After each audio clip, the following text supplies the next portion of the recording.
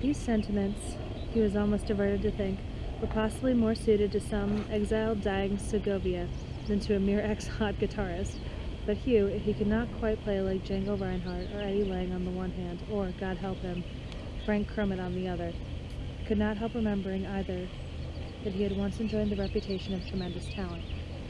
It was, in an odd sense, spurious, this reputation. Like so much else about him, his greatest hits having been made with a tenor guitar tuned as a ukulele, playing virtually as a percussion instrument. Yet, at this bizarre manner, he had become the magician of commotions mistakable for anything from the Scotch Express to elephants trampling in the moonlight. An old parlophone rhythm classic, entitled, tersely, Juggernaut, testified to this day. At all events, he thought, his guitar had probably been the least fake thing about him. And fake or not, one had certainly been behind most of the major decisions for his life. For it was due to a guitar that he'd become a journalist. It was due to a guitar he'd become a songwriter. It was largely owing to a guitar, even, and Hugh felt himself suffused by a slow-burning flush of shame that he had first gone to sea. Hugh had started writing songs at school, and before he was 17, at about the same time he lost his innocence, and also several attempts. 2 numbers of his were accepted by the Jewish firm of Lazarus Bolowski and Sons of New Compton Street, London. His method was each whole holiday to make these rounds. He's like this.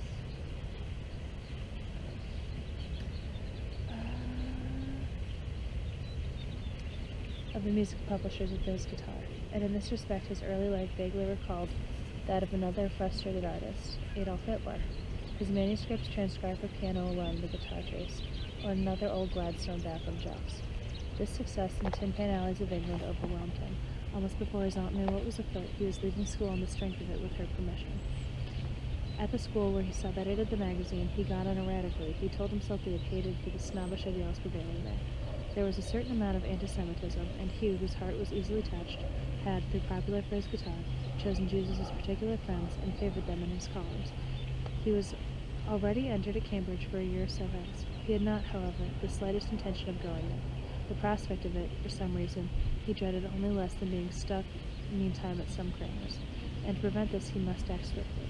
As he naively saw it, there were songs there was an excellent chance of rendering himself completely independent, which also meant independence in advance of the income that 4 years later he was ready to receive from the public trustees, independent of everybody, and with the dubious benefit of the degree. But his success was already beginning to wear off a little. For one thing, a premium was required, they had a paper premium, and the songs themselves were not to be published for several months.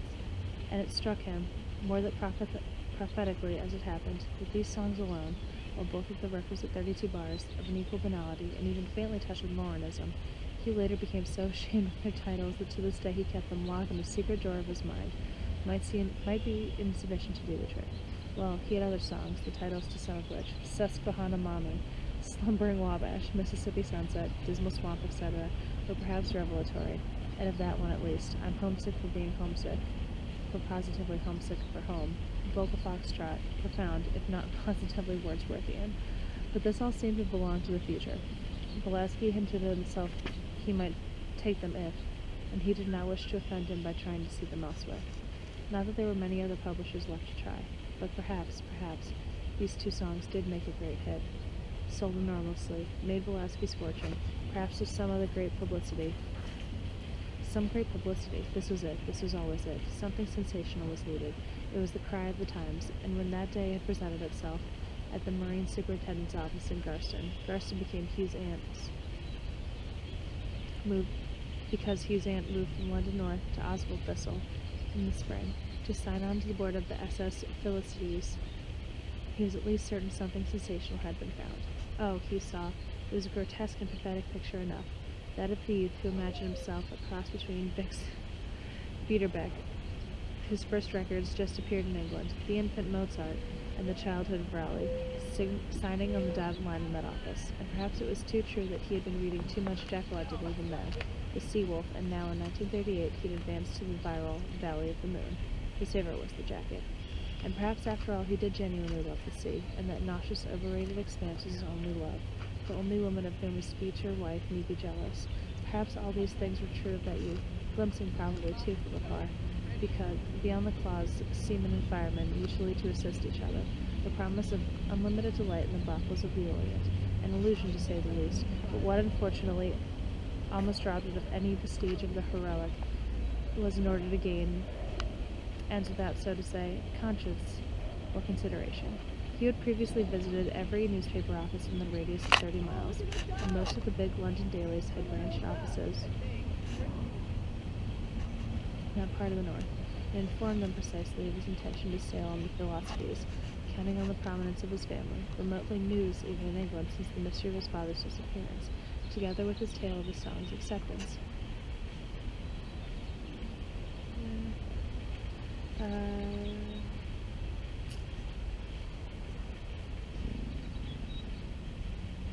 He announced boldly they were all to be published by Gillespie, to make up the story, and hence supply the needed publicity, and upon the fear engendered by this, that yet more publicity and possibly downright ridicule must result for the family should they prevent his sailing, now public matter, to force their hand. There were other factors, too. Hugh had forgotten them. Even at that the newspapers could scarcely have felt a story of much interest. He had not faithfully lugged along his bloody little guitar to each newspaper office. Hugh shuddered at the thought. This probably made the reporters, most in fact, fatherly and decent men who may have seen a private dream being realized, humor the lad so bent on making an ass of himself. Not that anything of the sort occurred to him at the time. Quite the contrary. He was convinced he'd been amazingly clever, and the extraordinary letters of congratulation he received from shipless buccaneers everywhere, who found the lads under a sad curse of futility because they had not sailed the elder brothers of the seas of the last war. His curious thoughts were merely brewing the next one, and of whom Hugh himself was perhaps the archetype, served only to strengthen his opinion. He shuddered again, for he might not have gone after all. He might have been forcibly prevented by certain husky forgotten relatives, never before reckoned with, who'd come as if springing out of the ground to his aunt's aid, had it not been of all people for Chap, who wired back sportingly from Wilmette to their father's sister. Nonsense. Consider Hugh's proposed trip the best possible thing for him. Strongly urge you to give him every freedom. A potent point, one considered, since now his trip had been deprived neatly not only of its heroic aspect, but of any possible flavor of rebellion as well. For in spite of the fact that he now was receiving every assistance from the very people he mysteriously imagined himself running away from, even after broadcasting his plans to the world, he could still not bear for one moment to think he was not running away to sea, and for this Hugh had never wholly forgiven the consul. Even so, on that very day, Friday the 13th of May, that Frankie Trumbauer, 3,000 miles away, made his famous record of, for no reason at all in sea, to Hugh now poignant historical coincidence, and pursued by neo-American frivolities from the English press, which had begun to take up the story with relish, ranging all the way down from schoolboy composer turned seaman, whether a prominent citizen here feels ocean call, will always return to Oscar-Thistle, painting words prodigy. Saga of schoolboy crooner recalls old Kashmir mystery, to once obscuredly, oh to be a Conrad, and once, inaccurately, undergraduate songwriter sings on cargo vessel, takes ukulele, for he was not yet an undergraduate, as an old able seaman was sure to remind him, to the last and most terrifying, though under the circumstances bravely inspired. No silk cushions for Hugh, says Aunt. Hugh himself, not knowing whether he voyaged east or west, nor even what the lowliest hand had, at least heard vaguely rumored, that Philosophes was a figure in Greek mythology, son of Poeas, friend of Hercules, and whose crossbow proved almost as proud and unfortunate a possession as Hugh's guitar, set for Cathay and the brothels of Columbine. Hugh rides on the bed to think of all the humiliation his little publicity stunt had really brought down on his head, a humiliation in itself sufficient to send anyone into even more desperate retreat than the sea. Meantime, it is scarcely an overstatement to say, Jesus, did you see that bloody paper? We got a bastard duke on board or something like that. He was on false footing with his shipmates. Not that their attitude was all what might have been expected. Many of them at first seemed kind to him, but it turned out their motives were not entirely altruistic. They suspected, rightly, that he had the influence of the office. Some had sexual motives of obscure origin. Many, on the other hand, seemed unbelievably spiteful and malignant, though in a petty way never before associated with the sea, and never since with the proletariat. They read his diary behind his back. They stole his money. They even stole his dungarees and made them buy them all back on credit, since they had virtually deprived themselves on purchasing power. persecutions, such as there were, he took in good part. For one thing, they vaguely compensated for what was new to him one of the most serious deficiencies in his new life. This was, in a complicated sense, its softness. Not that it was not a nightmare. It was, but of a very special kind. He was scarcely old enough to appreciate. Nor was his hands worked, not that his hands were not worked raw than hard as boards, or that he did not nearly go crazy with heat and boredom, working on decks under winches in the tropics, or putting red lead on decks. Nor that it was not all rather worse than fagging in school, or might have seemed so, or not carefully been sent to a modern school where there was no fagging. It was, he did, they were, he raised no mental objections. What he objected to were little, inconceivable things. For instance, that the forecastle was not called the forecastle, but the men's quarters, and was not forward where it should be, but aft, under the poop. Now everyone knows a forecastle should be forward and be called the forecastle, but this forecastle is not called the forecastle because, in point of fact, it was not a forecastle. The deckhead of the poop roofed when all too patently were men's quarters, as they were styled, separate cabins just like on the Isle of Man boat, with two bunks in each running along an alleyway broken by a mess room. But he was not grateful for these hard-won, better conditions. To him, where else should the crew of a ship live?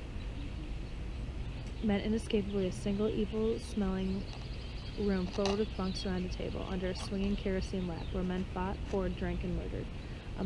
Aboard the Philistines, men neither fought, nor whored, nor murdered.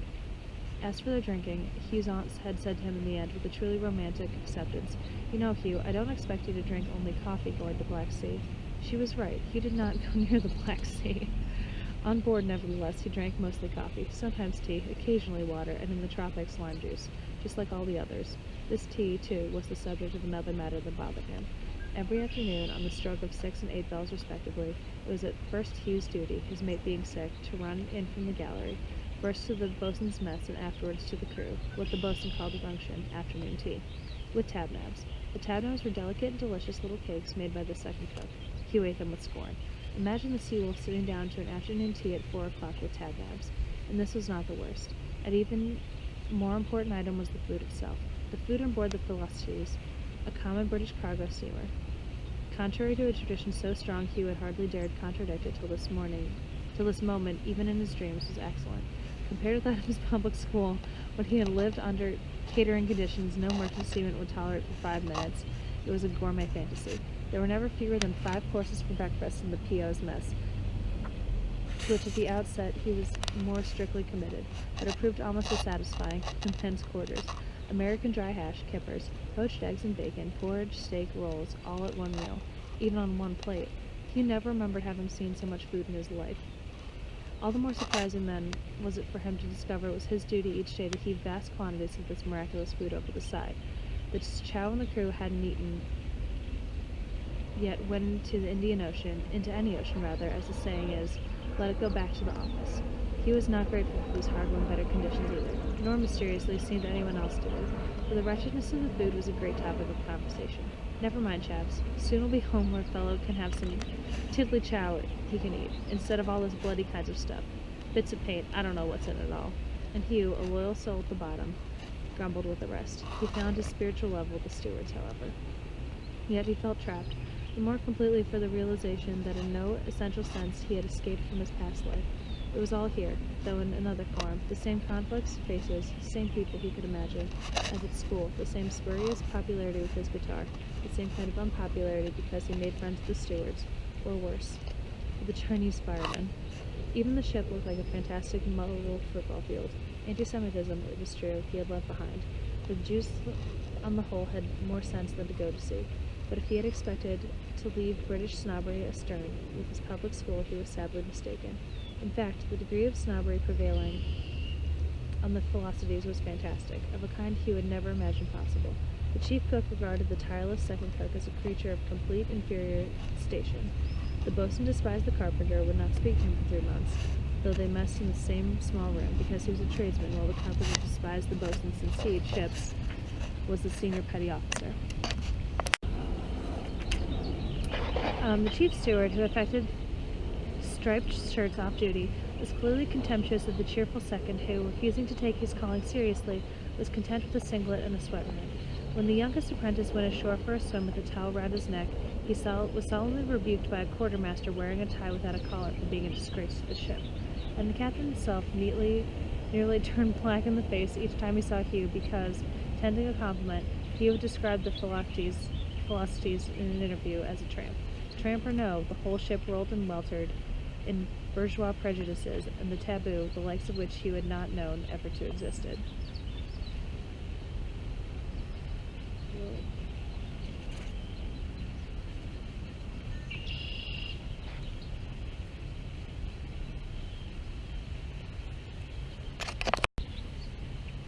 There were his songs, which were now to be published. What did anything matter when back home at that very Birkenhead hippodrome, perhaps, they were being played and sung twice nightly to crowded houses? And what were those people humming to themselves by the tennis courts, if not his tunes? Or if not humming them, they were talking of him. For fame awaited him in England, not the false kind he had already brought on himself, not cheap notoriety, but real fame.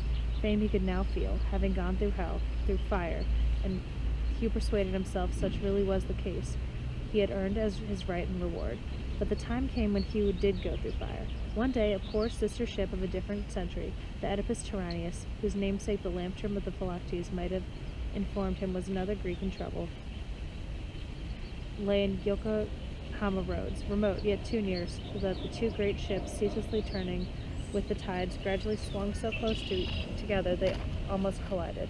One moment this seemed about to happen. Only the Philoctetes' poop was all excitement. Then, as the vessels barely slid by one another, the first mate shouted through a megaphone, "Give Captain Telson Captain Sanderson's compliments, and tell him he's been given a foul berth." The Oedipus Tyrannus, which, unlike the Philoctetes, carried white firemen, had been away from home the incredible period of 14 months. For this reason, her ill-used skipper, by no means so anxious as Hugh's to deny his ship was a tramp. Twice now the Rock of Gibraltar had loomed on his starboard bow, only to presage not the Thames, or Mersey, but the Western Ocean, the long trip to New York, and the Vera Cruz and Cologne, Vancouver, and the long voyage over the Pacific back to the Far East.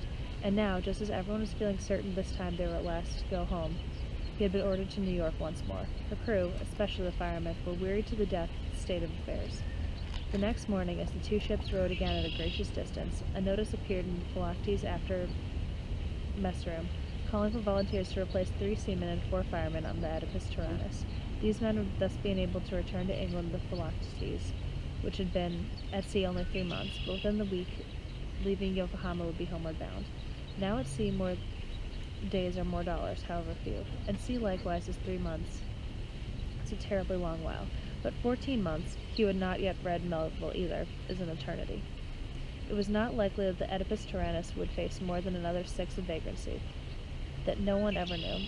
It might be the idea gradually to transfer more long-suffering hands to home-going vessels when she contracted them and keep her wandering 2 more years.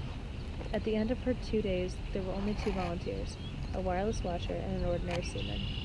Hugh looked at the Oedipus Tyrannus in her new berth, but swinging against rebelliously close, as to tether the tether of his mind, the old steamer appeared now on one quarter, now on another, now a moment near the breakwater, the next running out to sea. She was, unlike the Philoctetes, everything in his eyes a ship could be. First, she was not in a rig in a football boat, a mass of low goalposts and trancoms. Her masts and derricks were of the lofty coffee pot variety. These former were black, of iron. Her funnel, too, was tall and needed paint. She was foul and rusty, red lead along her side. She had a marked list to port, and, who knows, one to starboard as well. The conditions of her bridge suggested recent contact. Could it be possible? With a typhoon. If not, she possessed the air of one who would soon attract them. She was battered, ancient, and happy thought. Perhaps even to sink. And yet there was something youthful and beautiful about her, like an illusion that will never die, but always remains hull down to on the horizon. It was said she was capable of 7 knots, and she was going to New York. On the other hand, should he sign on her? What became of England? He was not so absurdly sanguine about his songs as to imagine his fame so bright there after 2 years. Besides, it would mean a terrible readjustment, starting all over again. Still, there could not be the same stigma attaching to him on board. His name would scarcely have reached Cologne. Ah, his brother Chap, too, knew these seas, these pastures of experience. What would he have done? But he wouldn't do it. Galled as he was, lying a month at Yokohama without shore leave was still asking too much. It was as if he was at school.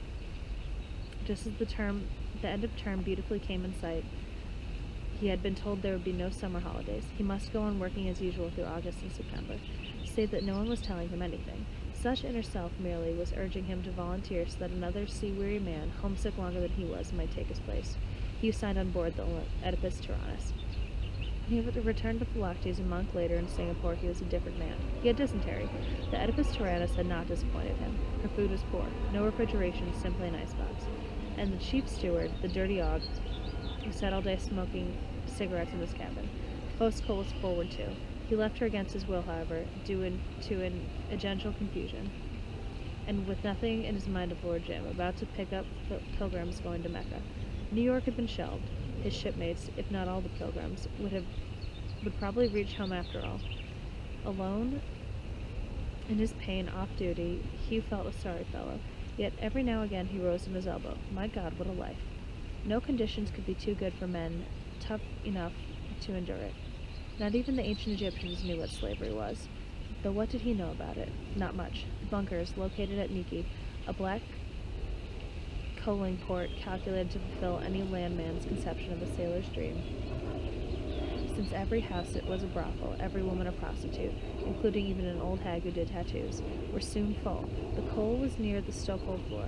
He had only seen the bright side of a trimmer's job, if it could be said to have one. But was it much better on deck? Not really. No pity there either. To the sailor, life at sea was no senseless than a publicity stunt.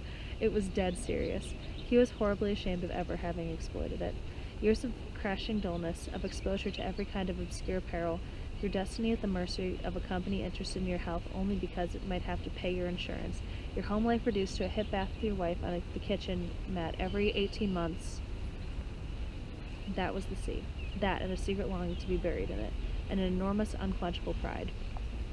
He now thought he realized dimly what the lamp trimmer had tried to explain, why he had been alternately abused and toadied on the Philoctes. It was largely because he had foolishly advertised himself as the representative of a heartless system both disgruntled and feared. Yet to seamen this offers far greater inducement than to firemen, who rarely emerged the hostile in the bourgeois upper air. Nonetheless, it remained suspect. Its ways are devious. Its spies are everywhere. It will wheedle you, who can tell, even on a guitar. For this reason, its diary must be read. One must check up, keep abreast of its deviltries. One must, if necessary, flatter it, ape it, seem to collaborate with it. And it, in turn, flatters you. It yields a point here and there. It matters such as food, better living conditions, even though it has first destroyed the peace of mind necessary to benefit them. Libraries. For in this matter it keeps a strange hold on your soul. And because of this, it sometimes happens to grow obsequious and find yourself saying, "Do you know you are working for us when we should be working for you?" That is right, too. The system is working for you, as you will shortly discover, when the next war comes, bringing jobs for all.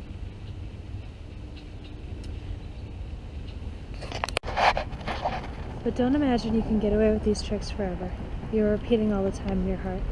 Actually, we have you in our grip. With us, in peace or war, Christendom must collapse like a heap of ashes. Hugh saw holes in the logic of this thought. Nevertheless, on board the Oedipus Tyrannus, almost without taint of that symbol, he had been neither abused nor toadied to. He had been treated as a comrade, and generously helped, when unequal to its task. Only 4 weeks. Yet those 4 weeks of the Oedipus Tyrannus had reconciled him to the Philoctes. Thus he became bitterly concerned that so long as he stayed sick, someone else must do his job. When he turned to again, before he was well, he still dreamed of England and fame, but he was mainly occupied with finishing his work in style. During these last hard weeks, he played his guitar seldom. It seemed he was getting along splendidly, so splendidly that, before docking, his shipmates insisted on packing his bags for him, as it turned out, with stale bread. They lay at Gravesend waiting for the tide. Around them, the misty dawn sheep were already bleating softly.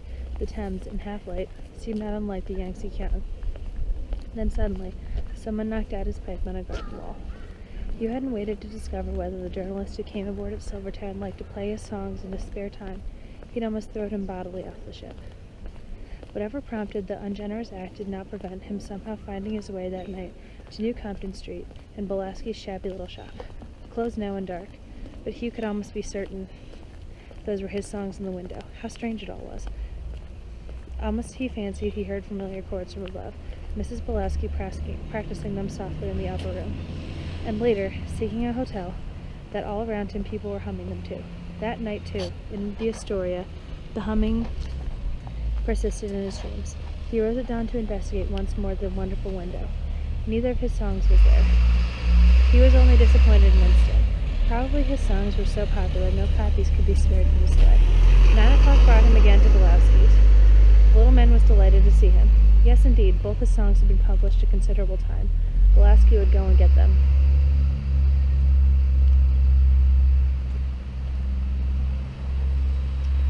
He waited breathlessly. Why was he away so long? After all, Pulaski was his publisher.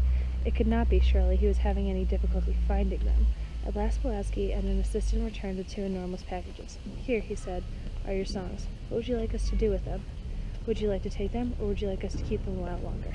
And there indeed were Hugh's songs. They had been published, 1,000 sheets of each, as Pulaski had said. That was all. No effort had been made to distribute them. Nobody was humming them. No comedian was singing them at Birkenhead Hippodrome. No one had ever heard a word more of the songs the schoolboy undergraduate had written. And so far as Pulaski was concerned, it was a matter of complete indifference whether anyone heard a word more in the future. He had printed them, thus fulfilling his part of the contract. It had cost him perhaps 1/3 of the premium. The rest was clear profit. Pulaski published 1,000 such songs a year by unsuspecting half-wits willing to pay. Why go to the expense of pushing them? The premiums alone were his justification. And, after all, Hugh had his songs. Hadn't he known, Pulaski gently explained, there is no market for songs by English composers, that most of the songs published were American? Hugh, in spite of himself, felt flattened at being initiated into the mysteries of the songwriting business. But all the publicity, he stammered, wasn't that all good advertising for you? And Pulaski gently shook his head. That story has gone dead before the songs were published. Yet, would it be easy to revive it, he muttered, swallowing all his complicated good intentions as remembered the reporter he kicked off the ship the day before. Then, ashamed, he tried another track. Maybe, after all, one might stand more chance in America as a songwriter. And, he thought remotely, of the Oedipus Tyrannus, but Pulaski quietly scoffed at one's chances in America, there, where every waiter was a songwriter. Ouch. All this while, though, Hugh had been half hopefully glancing over his songs. At least his name was on the covers, and on one was actually the photograph of a dance band, featured with enormous success by Izzy Smigalkin and his orchestra. Taking several copies of each, he returned to Astoria. Izzy Smigalkin was playing at the Elephant and Castle, and thither he bent his steps. Why, he could not have said, since Pulaski had already implied the truth, that even Izzy Smigalkin had been playing the Kilburn Empire himself.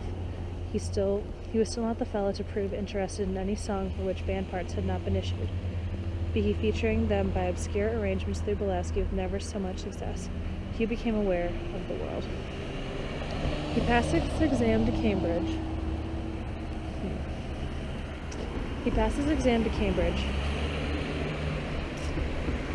But scarcely left his old friends. 18 months must elapse before he went up. Then the reporter he'd thrown off the Philoctetes had said to him, whatever his point, "You're a fool. You could have every editor in town running after you." Chastened, he found through this same man a job on the newspaper pastings, cutting in a scrapbook. So it had come to this. However, he soon acquired some sense of independence, though his board was paid by his aunt, and his rise was rapid. His notoriety had helped, albeit he wrote nothing so far of the sea. At the bottom he desired honesty, art, and his story of a brothel burning in Wapping Old Stairs was said to embrace both. But at the back of his mind other fires were smoldering.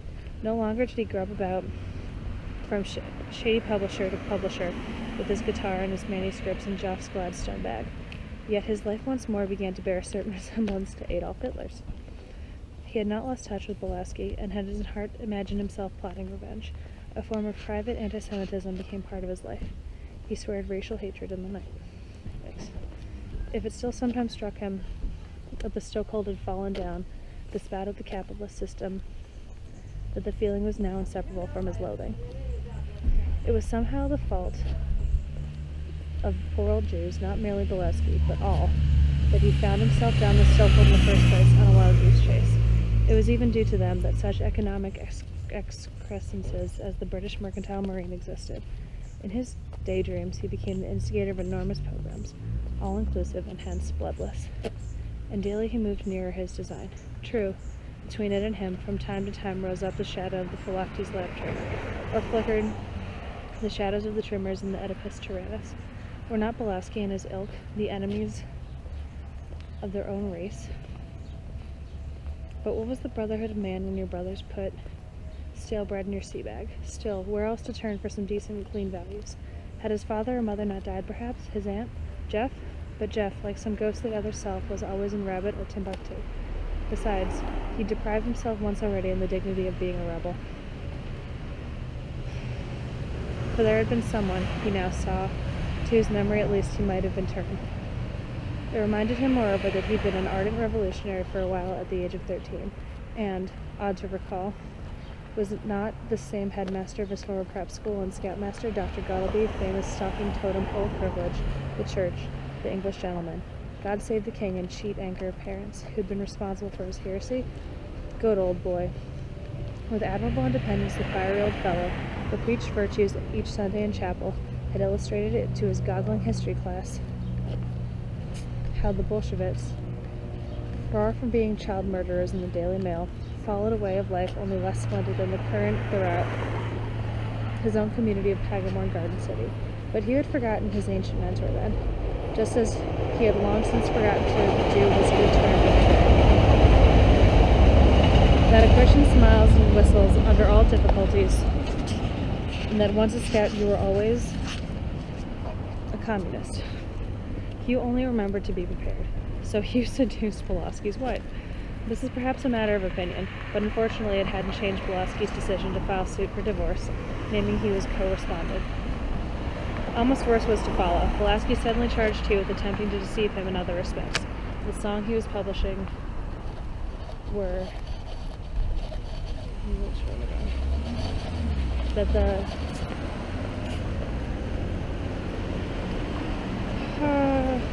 published nothing less than the plagiarisms of two obscure American numbers. Hugh was staggered. Could this be? Had he been living in a world of illusion so absolute, he'd looked forward passionately to the publication of someone else's songs, paid for by himself, or rather by his aunt, that, involvedly, even his disillusionment on their account was false? It was not, it proved, quite so bad as that. Yet there were all too solid ground for the accusation so far as that one song was concerned. On the daybed, Hugh wrestled with his cigar. God almighty. Good God all blistering mighty. He might have known this all the time. He knew what he had known. On the other hand, caring only for the rendering, it looked as though he could be persuaded by his guitar that almost any song was his. The fact that the American number was infallibly a plagiarism, too, didn't help the slightest.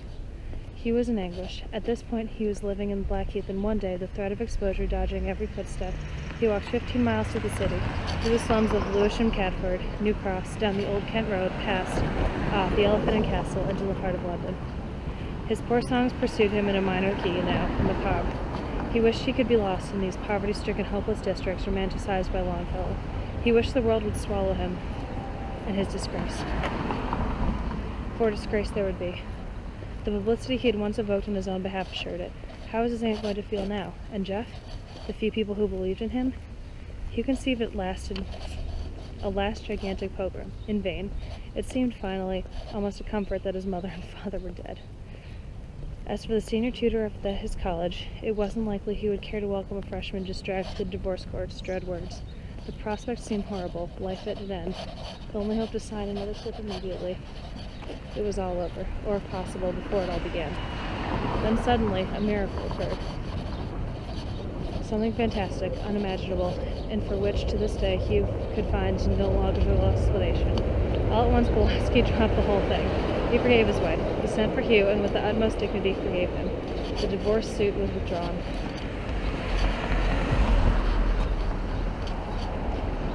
So were the plagiarism charges. It was all a mistake, Pulaski said. At worst, the songs had never been distributed, so what damage had been done? The sooner it was all forgotten, the better. Hugh could not believe his ears, nor the memory believed them now.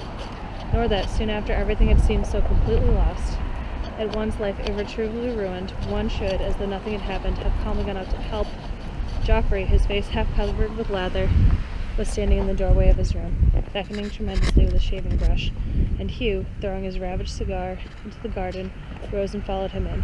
He normally had to pass through the interesting room to reach his own, the door of which stood open opposite, revealing the mowing machine, and at the moment Yvonne's being occupied to reach the bathroom. This is a delightful place, and extremely large for the size of the house. Its windows, through which sunlight was pouring, looked down the drive toward the Calle Nicaragua.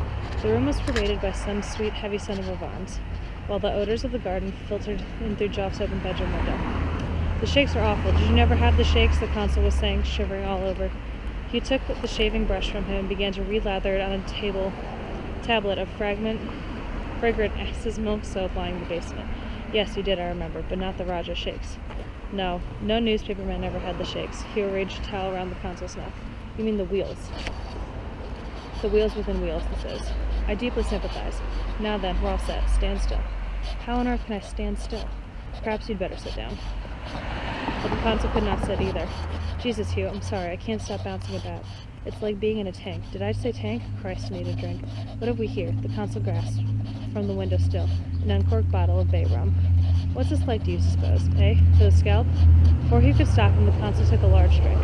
Not bad. Not at all bad, he added triumphantly, smacking his lips. It is slightly underproof.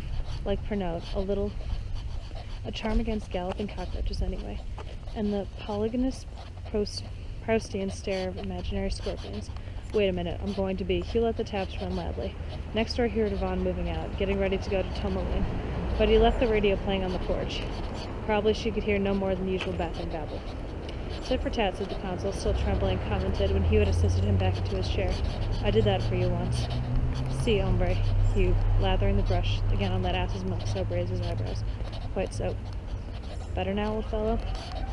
When you were an infant, the consul's teeth chattered, on the P&O boat coming back from India, the old coconata. Hugh resettled the towel around his brother's neck then, as if absent-mindedly obeying the other's wordless instructions, went out, humming, through the bedroom back to the porch, where the radio was now stupidly playing Beethoven in the wind, blowing hard again on the side of the house. On his return with the whiskey bottle, he rightly deduced the consul to have hidden in the cupboard. His eyes ranged the consul's books, disposed quite neatly. In the tidy room there was not otherwise the slightest sight its occupant did any work, or contemplated any for the future, unless it was somewhat crumpled bed the consul had evidently been lying. On the high shelves around the walls, Dogma et Ritual de la Haute Magie, Serpent and Siva worship in Central America.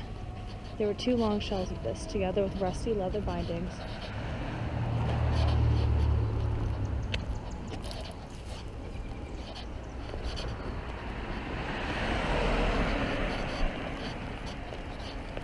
Together with rusty leather bindings and frayed edges of the numerous Kabbalistic and alchemical books, but some of them looked fairly new, like the Gotia of Legomaton and Solomon the King. Probably they were treasures, but the rest were a heterogeneous collection. The Gogol, Mahabharata, Blake, Tolstoy, Pontoppidan, Upanishads, a Mermaid Marston, a complete Taskerson, all quiet on the Western Front, the cooking of Cuthbert, the Rig Veda, God knows, Peter Rabbit. Everything is found in Peter Rabbit, the consul liked to say. He returning, smiling, and with a flourish like a Spanish waiter, poured him a stiff drink into a tooth mug. Where did you find that? Ah, you saved my life. That's nothing. I did the same for Carruthers once, he said about shaving the consul, who had become much steadier almost immediately. Carruthers, the old crow, did what for Carruthers? Held his head. He wasn't tight, of course, though. No, not tight, submerged.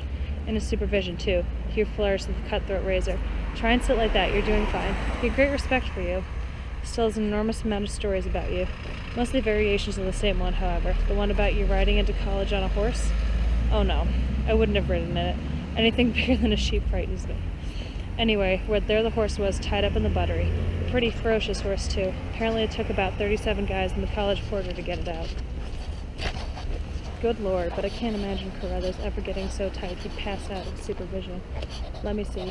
He was only a pre-lector in my time. I believe he was really more interested in his first editions than any of us. Of course, it was at the beginning of his first editions of a war, rather trying period, but he was a wonderful old chap. He was still praelector in my time. Of course, he was always a great connoisseur of wines. He was beginning to get wines in the first editions slightly mixed up in my day. Hugh shaved adroitly along the edge of his brother's beard, past the jugular vein and the carotidal artery. Bring me a bottle of very best John vodka, will you? Smithers, you know, some of the genuine old 1611. God, how funny. Or isn't it? The poor old crow. He was a marvelous fellow. The best.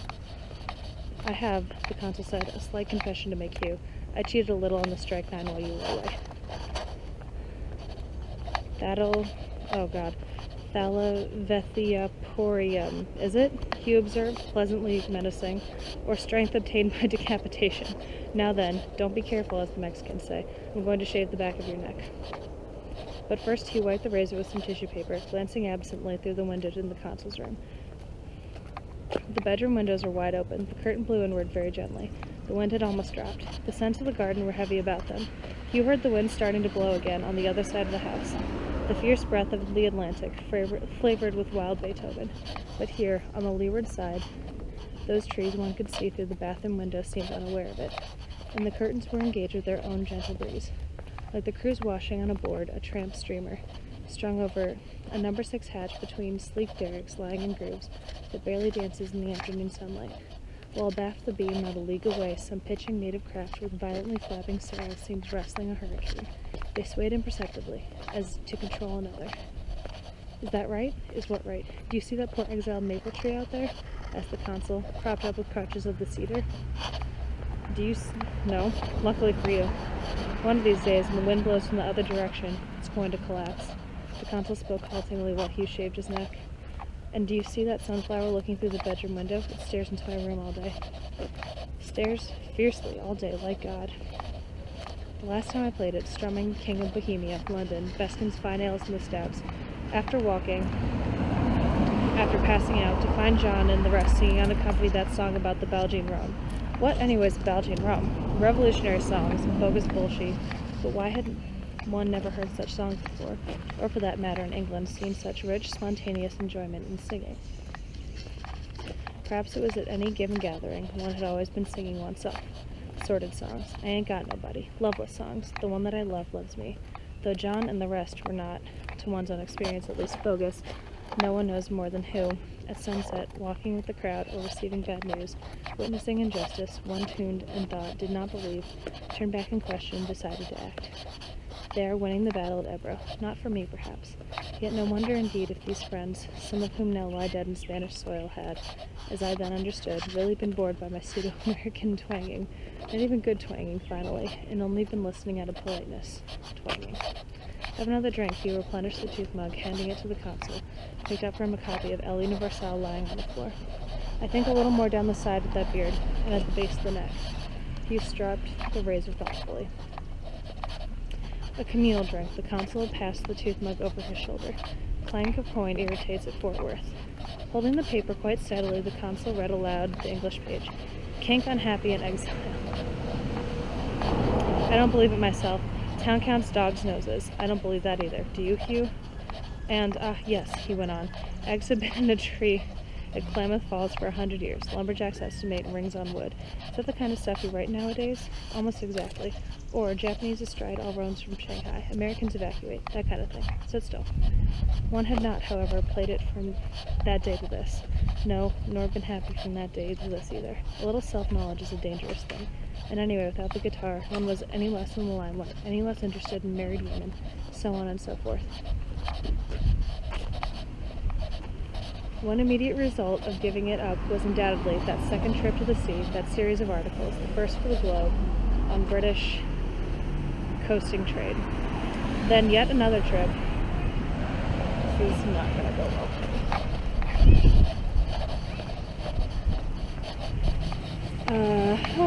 But the articles were a success. Salt cake, smokestacks. Britannia rules the waves. In future, my work was looking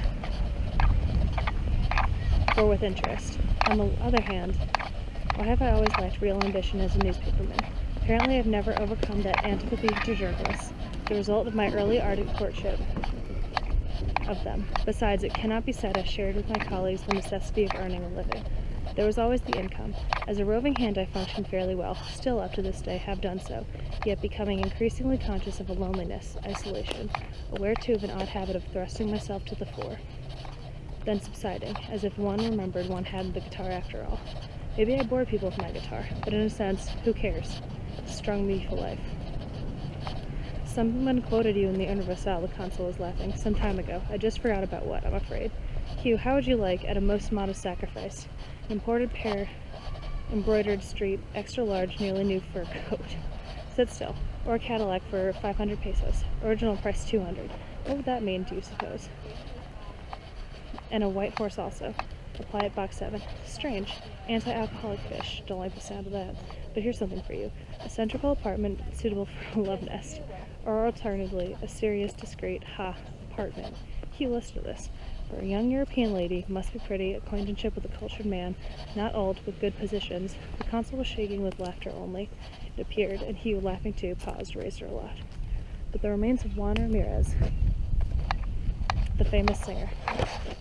You are still wandering in melancholy fashion from place to place.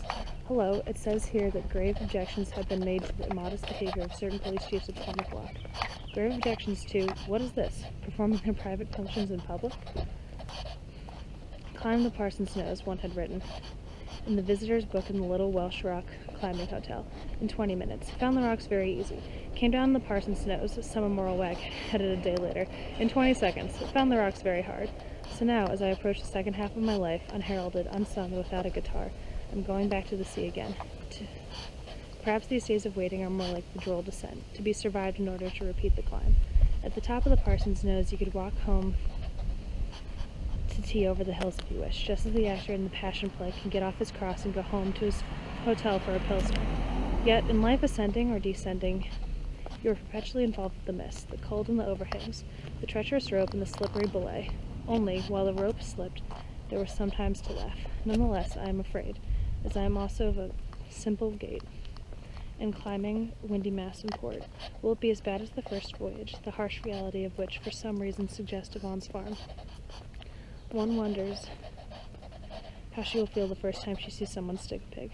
Afraid, and yet not afraid. I know what the sea is like. Can it be that I am returning to it with my dreams intact? Nay, with dreams that, being without viciousness, are more childlike than before. I love the sea, the pure Norwegian sea. My disillusionment once more is a pose. What am I trying to prove by all this? Accept it. One is a sentimentalist, a muddler, a realist, a dreamer, a coward, hypocrite, hero, Englishman in short, unable to follow out his own metaphors, tuft hunter and pioneer in disguise, iconoclast and explorer. Why, one asks, instead of feeling stricken in that pub, didn't I set about learning some of those songs? Those precious, revolutionary, pretty songs. What is to prevent one's learning of more such songs now? New songs, different songs anyhow, only to recapture some early joy in merely singing and playing the guitar. What have I got on my life? Contracts with famous men. The occasional Einstein asked me the time, for instance, that summer evening, strolling towards the tumultuous kitchen of St. John's. Who was that behind me that emerged from the rooms of the professor living in D4? And who was it also strolling towards the porter's lodge, where our orbits crossed, asking me the time? Is this Einstein, up for an honors degree? And who smiles when I don't say I don't know, and yet asked me? Wait, where am I? And I smiled when I pointed out the clock neither of us had noticed. Better than having them perform their public functions in private on Yale, I should have thought, Hugh said. You might have hit on something else there. That is, those birds referred to are not the police in the strict sense. As a matter of fact, the regular police here, I know, they're on strike. So of course they must be democratic from your point of view. Just like the army. Alright, it's a democratic army. But in the meantime, these other cats are throwing their weight about a bit. It's a pity you're leaving. They might have a story right down your alley. Did you ever hear of the Union Militar? I mean the pre-war thingamajig in Spain? I mean here in the state. It's affiliated to the military police, by which they're covered, so to speak, because the Inspector General, who is the military police, is a member. So is the Jefe de Jardineros, I believe. I heard they were putting up some new statue to Diaz in Oaxaca. Just the same, pursued the consul, in a slightly lowered tone, as their conversation continued in the next room. There is this Union Militar. It Oficina whatever they're called, if you're interested. I'm not personally. And their headquarters used to be in the Policía de Seguridad here, though it isn't any longer. But in Parian somewhere, I heard. Finally, the consul was ready. The only further help he had required was with his socks. Wearing a freshly pressed shirt and a pair of tweed trousers with a jacket blend Hugh had borrowed, and now brought in from the porch, he stood gazing at himself in the mirror. It was most surprising. Not only did the consul now appear fresh and lively, but to be dispossessed of any air of dissipation whatsoever. True, he had not before the haggard look of a depraved, worn-out old man. Why should he, indeed, when he was only 12 years older than Hugh himself? Yet it was as though fate had fixed his age at some identifiable moment in the past, where his persistent objective self, perhaps weary of standing askance and watching his downfall, had at last withdrawn from him altogether, like a ship secretly leaving the harbor at night. Sinister stories, as well as funny and heroic, had been told about his brother, whose own early poetic instincts clearly helped the legend. It occurred to Hugh that the poor old chap might be finally helpless, in the grip of something against which all his remarkable defenses could avail him little. What use were his talents and fangs to the dying tiger? In the clutches, say, to make matters worse, of a boa constrictor. But apparently this improbable tiger had no intention of dying just yet. On the contrary, he intended taking a little walk, taking the boa constrictor with him, even to pretend for a little while it wasn't there. Indeed, on the face of it, this man of abnormal strength and constitution and obscure ambition, to whom Hugh would never know, could never deliver, nor make agreement to God for, but in his way loved and desired to help, had triumphantly succeeded in pulling himself together. While that had given rise to all these reflections was doubtless only the photograph on the wall both were now studying, whose presence there had almost surely discount most of those old stories of a small camouflage freighter, at which the consul suddenly gestured with a replenished tooth mug. Everything about the Samaritan was a ruse. See those windlasses and bulkheads? That back entrance looks as though it might be the entrance to a forecastle. That's a ship too. There's an anti-aircraft gun stowed away snugly there. Over there, that's the way you go down. Those are my quarters. There's your quartermaster's ally. The galley, it'd become a battery, or you could say, Pocologenes para Mexico. Curiously enough, though, the consul peered closer. I cut that picture out of a German magazine, and he too was scrutinizing the Gothic writing beneath the picture. Der englische Dampfer Trachten Schützenfarben gegen deutsche U-Boote. Only in the next page I recall was a picture of the Emden. The consul went on, with So verles ich den Wettel unsere Antipoden, something of that nature underneath it. Our antipodes. He gave Hugh a sharp glance that might have meant anything. Queer people, but I see you're interested in metal books all of a sudden. Too bad, I left my Bohème in Paris. I was just looking at, for God's sake, the Treatise of Sulphur, written by Mikhail Sandovogue, i.e. anagrammatically, Divi Lesci Genus Ammo, at the hermeneutical triumph of the victorious philosophical stone, a treatise more complete, more intelligible than any there has been yet, concerning the hermeneutical magistery. At the secrets revealed are open entrance to the sub-palace of the king.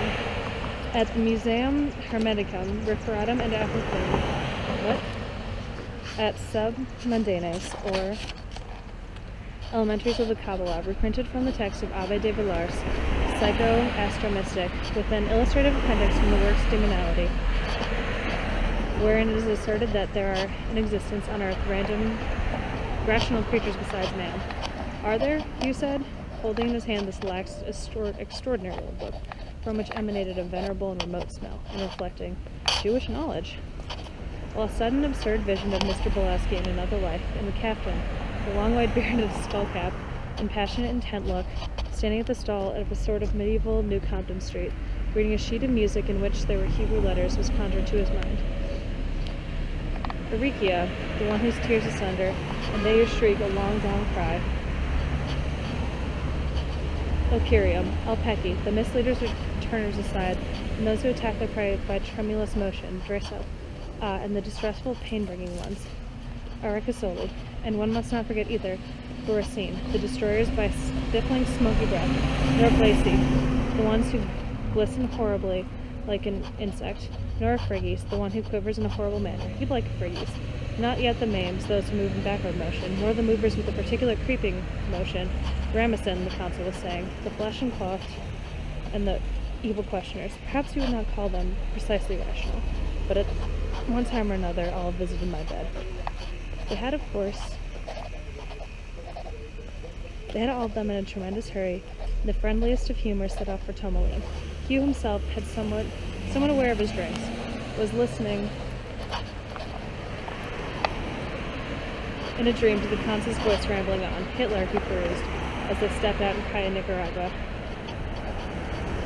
which might have been a story right down his alley if only he showed any interest before. Merely wished to annihilate the Jews in order to obtain such an arcana as could be found behind them in this bookshelf, when suddenly the house telephone rang. No, let it ring, the consul said as Hugh stirred back. It went on ringing, for Concepta had gone out, the tintinnabulation beating around the empty rooms like a trapper. Then it stopped. As they moved on, Yvonne said, "Why no, Joff, don't stop bothering me about it. I feel quite rested. But if Tourmaline's too far for either of you, why don't we go to the zoo?" She looked at them both darkly and directly, beautifully with her candid eyes under the broad brow, eyes which she did not quite return Hugh's smile, though through her mouth suggested one. Perhaps she seriously interpreted Jeff's flow of conversation as a good sign, and perhaps it was, qualifying it with loyal interest, or at a quick, preoccupied tangent with observations upon impersonal change or decay, serapes or carbon, or ice, the weather. Where was the wind now? They might have a nice calm day after all, without too much dust.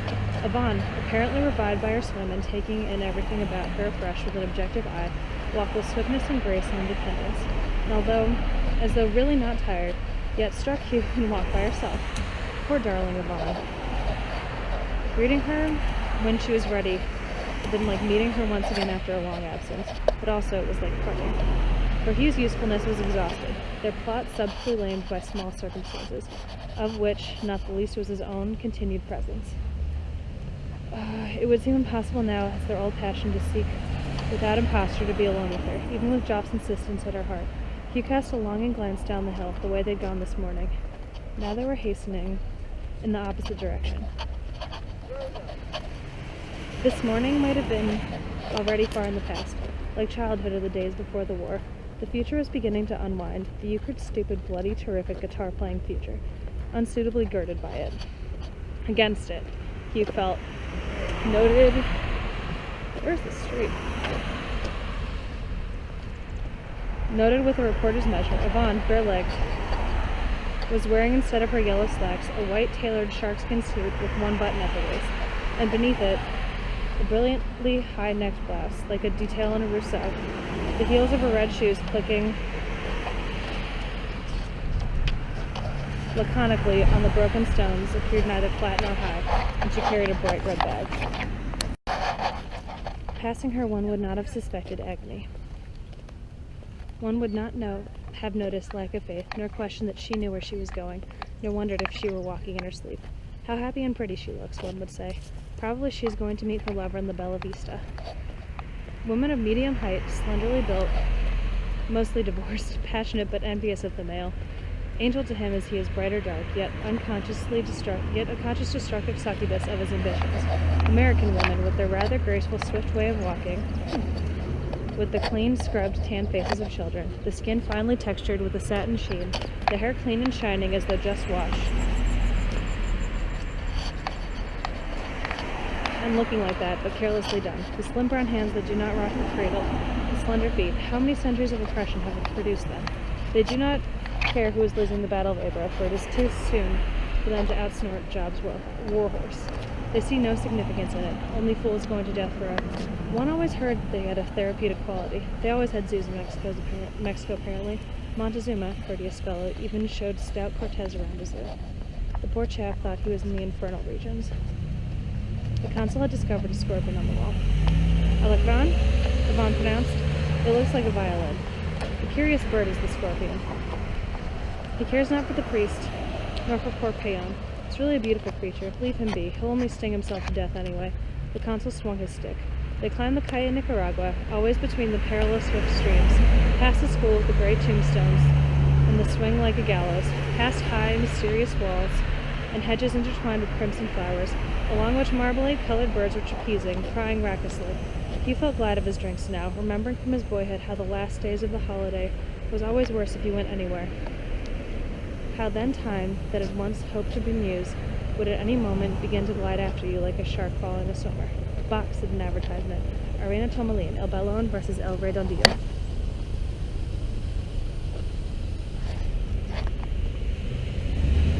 The balloon versus the bouncing ball was that Domingo, but that was for Sunday, while they were only going to a bull throwing, a purpose in life whose object was not even worth advertising.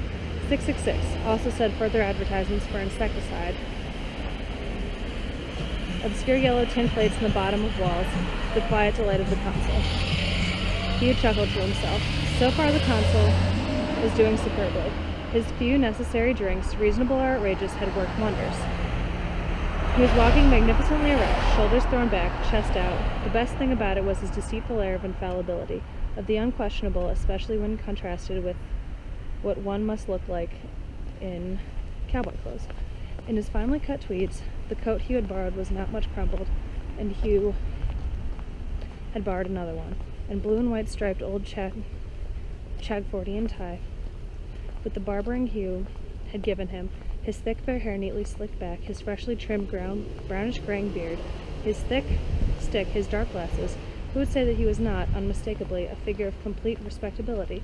And if this respectable figure, the consul might have been saying, appeared to be undergoing from time to time a slight mutation, what of it? Who noticed? It might be, for an Englishman in a foreign country always expects to meet another Englishman, merely of nautical origin. It's really an extraordinarily nice day to take a trip. No se permite fijar anuncios. Yvonne was in fact walking alone now. They climbed up into a sort of single file. Yvonne ahead, the consul and Hugh unevenly behind, and whatever their collective distraught soul might be thinking, Hugh was oblivious of it, for he had become involved with a fit of laughing, which the consul was trying not to find infectious. They walked in this manner because a boy was driving some cows past them down the hill, half running, and in the dreams of a dying Hindu, steering them by their tails. Now there were some goats. Yvonne turned and smiled at him, but these goats were meek and sweet-looking, jangling little bells. Father's waiting for you, though. Father is not forgotten. Behind the goats, a woman with a black clenched face staggered past them under the weight of a basket loaded with carpet. A peon looked after her down the hill, balancing a large barrel of ice cream on his head and calling apparently for customers, with what hope of success one could not imagine, since he seemed so burdened as to be unable to either look from side to side or to halt. It's true that at Cambridge, the consul was saying, tapping Hugh on the shoulder, you have to learn about Guelphs and so on, but did you know that no angel with 6 wings ever transformed? I seem to have learned that no bird ever flew with one, or that Thomas Burnet, author of the Tellurus Theoria Sacra, entered Christ in Cascaras, Caracoles, Virgen Santissima, Ave Maria, Fuego, Fuego, ay me matan. With a shattering and fearful tumult, a plane slammed down upon them, skimming the frightened trees, zooming, narrowly missing a mirador, was gone at the next moment, heading in the direction of the volcanoes, from which rolled again a monotonous sound of artillery. Acabose. Hugh suddenly noticed that a tall man, who must have stepped out of the side road Yvonne had seemed anxious they should take, with sloping shoulders and handsome, rather swarthy features, though he was obviously a European, doubtless in some state of exile, was confronting them, and it was through the whole of this man, by some curious fashion, reached upon the crowd of his perpendicularly raised Panama hat, for the gap below seemed to Hugh still occupied by something, a sort of halo or spiritual property of the body, or the essence of some guilty secret that perhaps he kept under his hat, but which was not momentarily exposed, fluttering and embarrassed. He was confronting them, though smiling it appeared, at Yvonne alone, his blue, bold, protuberant eyes expressing an incredulous dismay, his black eyebrows frozen in the comedian's arch. He hesitated. Then this man, who wore his coat open and trousers very high over his stomach, they had probably been designed to conceal, came forward with eyes flashing and mouth under it, small black mustache, curved in a smile at once false and engaging, yet somehow protective, and somehow also increasingly came forward as if impelled by clockwork, hand out, automatically ingratiated.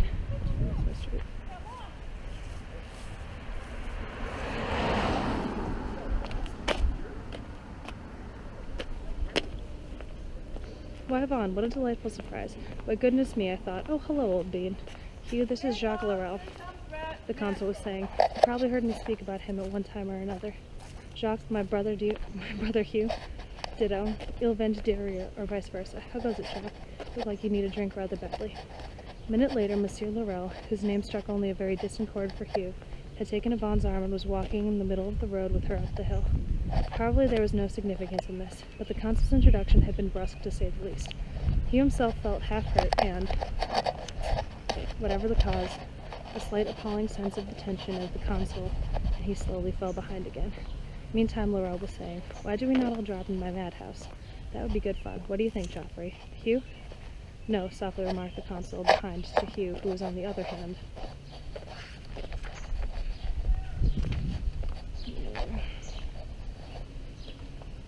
Now felt almost disposed to laugh once more, for the consul was also saying something cloacal very quietly to himself over and over. They were following Yvonne and her friend through the dust which now, chased by lonely gusts of wind, was moving along with them up the road, sizzling in perpetual ground swirls to blow away the rain. When the wind died away, the water rushing headlong down the gutters hence was like a sudden force in the opposite direction. Why are you all so voluble? Hugh wondered. How delightful for the post office. There is a letter, he was saying when he came up with them, bowing to Yvonne as if he greeted her yesterday. A message for Signor, for your horse, he informed the consul, withdrawing 2 packages and smiling roguishly as he undid them. What, nothing for Signor Caligula? Ah, the cartero flicked through another bundle, glancing at them sideways and keeping his elbows close to his sides, not to drop the bag. It must be here. No, this one. A.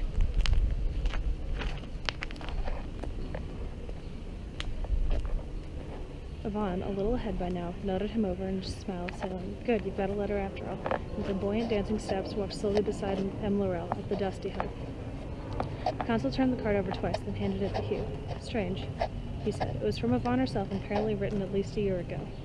Hugh suddenly realized it must have been posted soon after she left the consul, and most probably in ignorance, he proposed to remain in Quannahuac. Yet curiously, it was the card that had wandered far afield. Originally addressed to Wells Fargo in Mexico City, it had been forwarded by some arrow abroad, gone badly astray in fact, for it was date-stamped from Paris, Gibraltar, even Algeciras, in fascist Spain. No, read it, the consul smiled. Yvonne's scrawl ran, Darling, why did I leave? Why did you let me? Expect to arrive in the U.S. tomorrow morning, California 2 days later. Hope to find a word from you there waiting. Love, why? Hugh turned the card over. There was the picture of the long-line signal peak on El Paso, with Carlsbad Cavern Highway leading over a white fence bridge between desert and desert. The road turned a little corner and the distance had vanished.